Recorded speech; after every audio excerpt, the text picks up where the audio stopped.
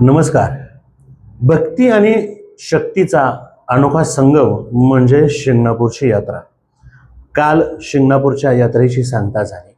तेल्याभोत्याची कावड मुंगी घाटातून थरारक प्रवास करत वर येते आणि महादेवाच्या पिंडीवर तेल्याभोत्याच्या कावडीतलं पाणी, त्याची जलधारा वाहिल्यानंतर ही यात्रा संपन्न होते. परंतु या शिंगणापूरच्या यात्रेत भक्तिशक्तीच्या संगमाबरोबरच एक वेगळं दृश्य बघण्यात आलं. वास्तविक पाहता हे सांगळवानं स्वरूप म्हणायला हरकत नाही. शिंगाडे नामक एका व्यक्तीनं शिंगणापूरच्या यात्रेमध्ये जलसा नावाचं एक प्रकार सुरू केला. प्रकार म्हणजे काय तर त्या तंबूमध्ये त्यांनी चक्क बायका नाचवण्यासाठी आणल्या. त्या कोण आहेत, कुठल्या आहेत ह्याच्याशी कोणाला काही घेणं देणं नाही.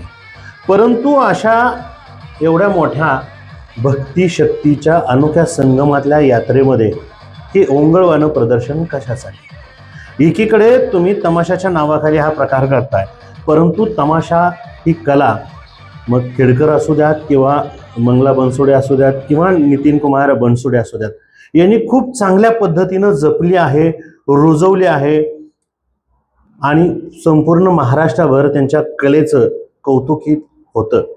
परंतु तमाशाच्या नावाखाली हा जो जलसाचा प्रकार सुरू आहे, हा जे एक मंगळवानं प्रदर्शन सुरू आहे, याच्यामुळे शिंगणापूर यात्रेला कुठंतरी गालबोट लागतं.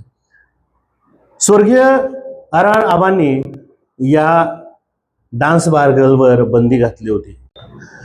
ही जी बंदी घातली होती ही अतिशय योग्य होती. युवा पिढी त्यामुळे नाहक बदनाम झाली.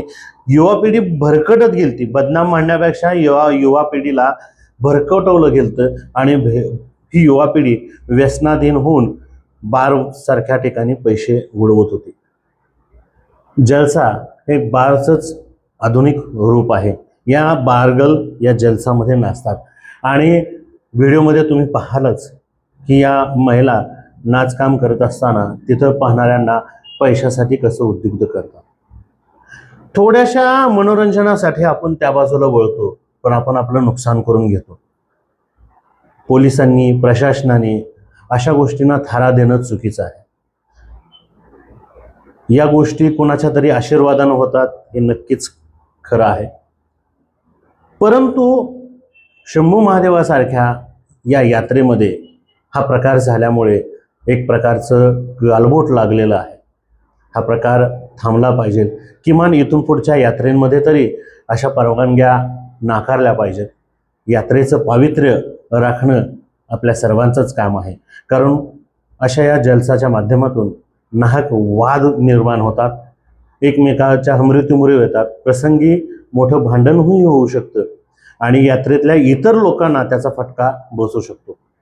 त्यामुळे प्रशासनाला आम्ही एक विनंती करतो की इथून पुढे अशा या यात्रांना, अशा या यात्रेमध्ये अशा जलसाच्या प्रकाराला परवानगी नाकारा. हा ओंगळवाणा प्रकार, किळसवाणा प्रकार कुठंतरी बंद करा.